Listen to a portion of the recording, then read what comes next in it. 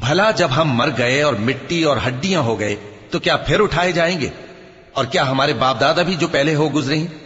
کہہ دو کہ ہاں، اور تم لوگ ذلیل ہوگے۔ بس وہ تو ایک زور کی آواز ہوگی اور یہ اسی وقت دیکھنے لگیں گے اور کہیں گے ہائے کم بختی ہماری، یہی جزا کا دن ہے۔ کہا جائے گا کہ ہاں، وہی فیصلے کا دن جس کو تم جھوٹ سمجھتے تھے۔ فرشتوں کو حکم ہوگا جو لوگ ظلم کرتے تھے ان کو اور ان کے ہم جنسوں کو اور جن کو وہ پوجا کرتے تھے سب کو جمع کر لو، یعنی جن کو اللہ کے سوا پوجا کرتے تھے، پھر ان کو جہنم کے رستے پر چلا دو اور ان کو ٹھہرائے رکھو کہ ان سے کچھ پوچھنا ہے۔ تم کو کیا ہوا کہ ایک دوسرے کی مدد نہیں کرتے؟